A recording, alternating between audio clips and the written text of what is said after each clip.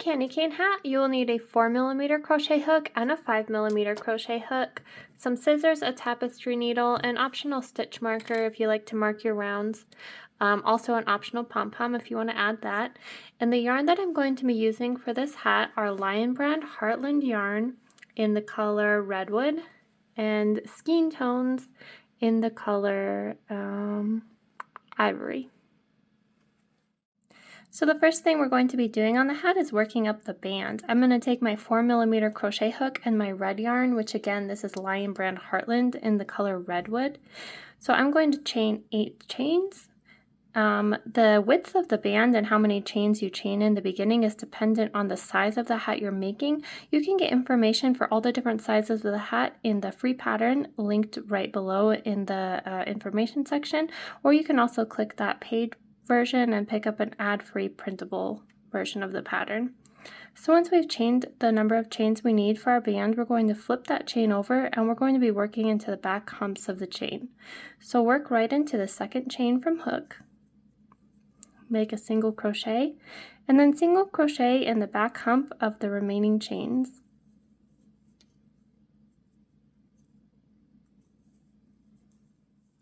Once we've worked into all of our chains, we're going to chain 1 and turn. We're going to work through both loops of that first stitch and single crochet. Then we're going to work into the back loops only of the remaining stitches except for the final stitch.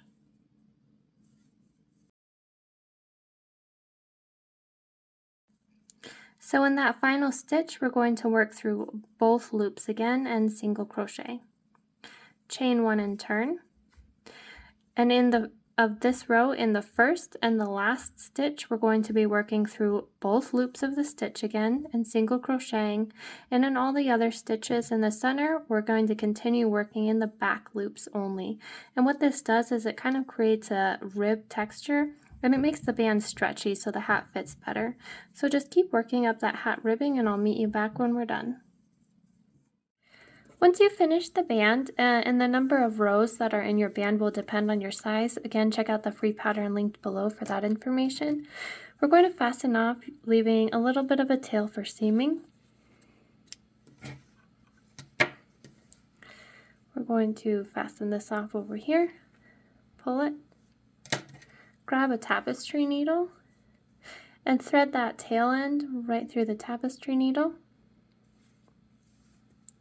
Then you're going to fold the band in half, making sure it's not twisted like this. Make sure it's all straight. And we're going to just whip stitch these ends closed. So insert your tapestry needle through a stitch on one side and through the corresponding stitch on the other side.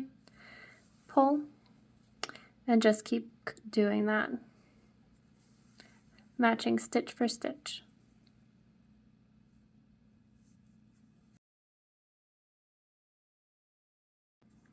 Okay, I like to tie a little knot at the end just to make sure it's extra secure.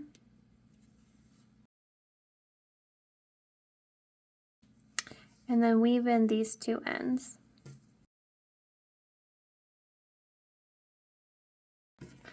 Alright, so now you're going to switch to a 5mm crochet hook, and we're going to join our red yarn in the side of any row on the band.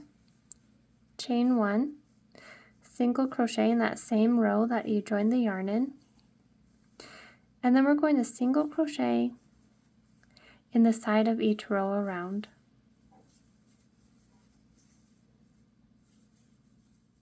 Once you reach the end of round 1, you're going to slip stitch to that first stitch, and we're going to switch colors to white. And again, for my white tone, I'm using Lion Brand Skein Tones in the color Ivory. So I've got my white yarn, and I'm just going to chain 3 and pull those down. And then I'm going to double crochet 2 more times in that same stitch.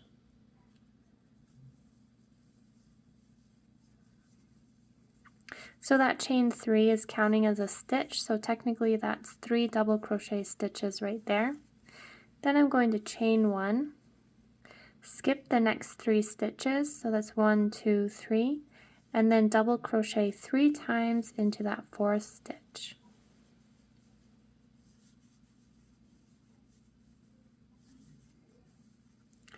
And you're just going to repeat that pattern around. Chain 1, skip the next 3 stitches, double crochet 3 times into that 4th stitch.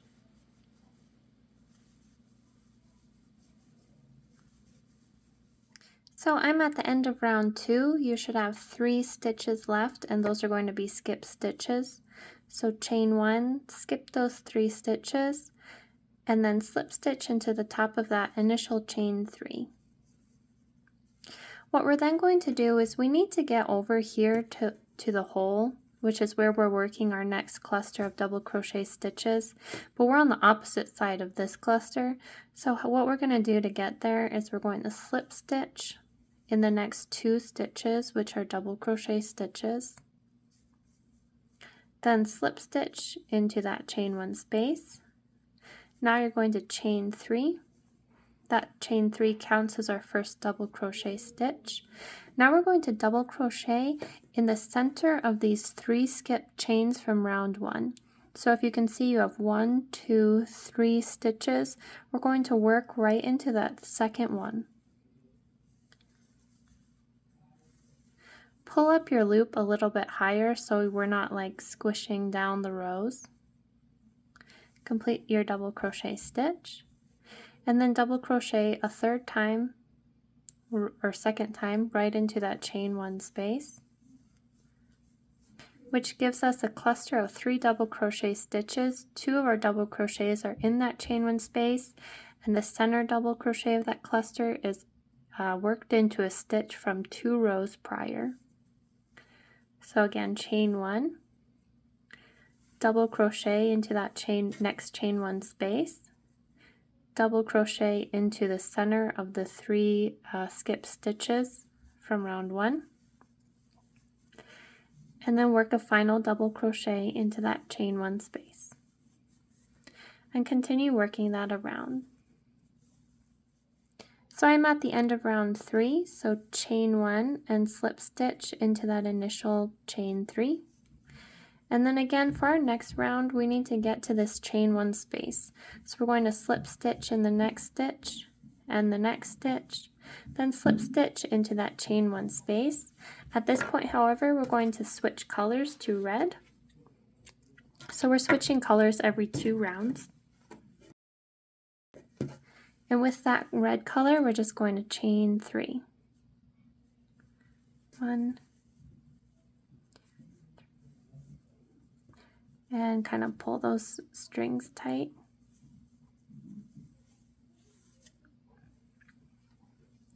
So that chain 3 counts as our first double crochet. So now we're going to double crochet working into the center stitch of the cluster from 2 rounds prior, which is this stitch right here. And then we're going to double crochet 1 more time into that chain 1 space. So again, chain 1, double crochet into the next chain 1 space, double crochet into the center stitch of that cluster from 2 rounds prior, and then double crochet 1 more time into that same chain 1 space. And just keep repeating that pattern around. And the nice part is that the rest of the pattern is basically a repeat of round 4, except we're switching colors every 2 rounds. So work up the number of rounds you need to get to the height of your hat. It's different for each size. Again, click the free pattern below for that information, and I'll meet you back to show you how to decrease at the top of the hat. So I reached the last round of my hat, and what I'm going to do is slip stitch into the top of that initial chain 3. In the next round, we're going to switch colors to red, and this round is just going to kind of set the base on which we're going to decrease on. So we're going to chain 3,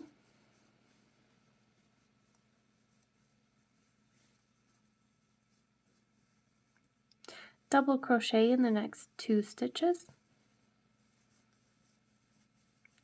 And then double crochet through the center stitch of that 3 double crochet cluster from 2 rounds prior. Double crochet in the next 3 stitches. So on top of each of those 3 double crochets that are part of the cluster.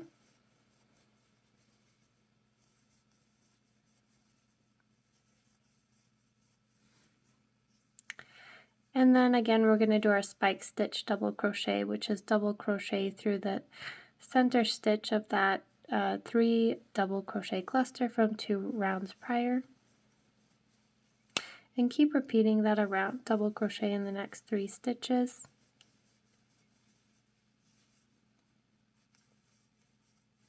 And double crochet in the center stitch of that cluster.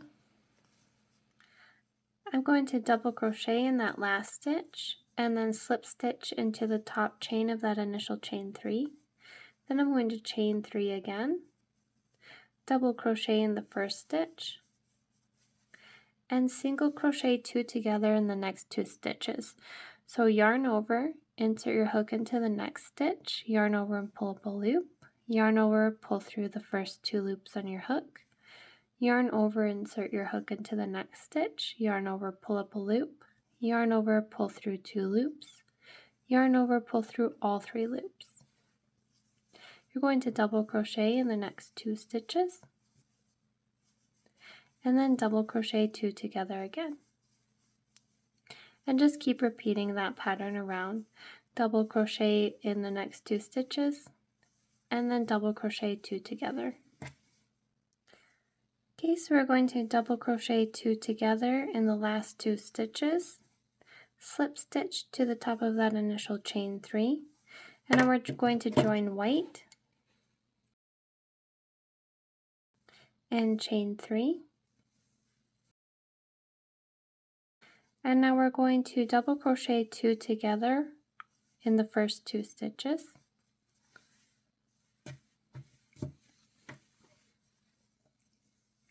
Double crochet in the next stitch. Double crochet 2 together in the next 2 stitches. Double crochet in the next stitch. And repeat that around. Double crochet 2 together and double crochet in the next stitch. And you're going to double crochet 2 together in the final 2 stitches, slip stitch to that initial chain 3, chain 3, and now you're going to double crochet 2 together around. So double crochet 2 together in the first 2 stitches, double crochet 2 together in the next 2 stitches, and continue around. Double crochet 2 together in the final 2 stitches, slip stitch to that initial chain 3, and then we're going to fasten off, leaving a little bit of a tail to seam that hole shut and to sew on a button if you're using a pom-pom.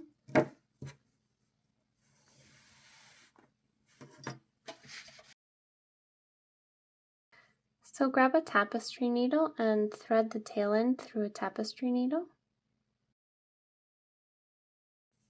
So what you're going to do is weave in and out through the front loop only of the stitches around the top of the hat.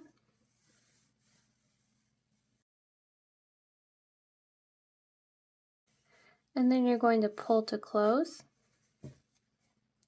And I like to just make a little knot to secure at the top.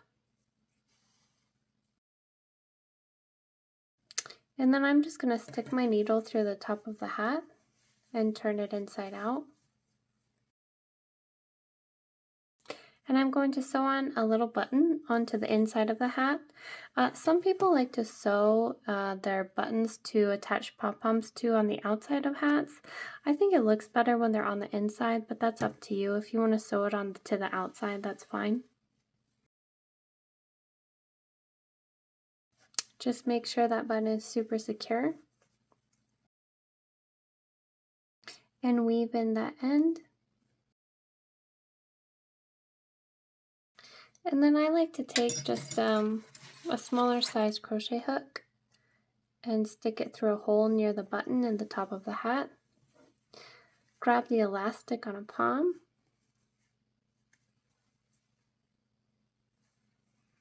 just pull it through,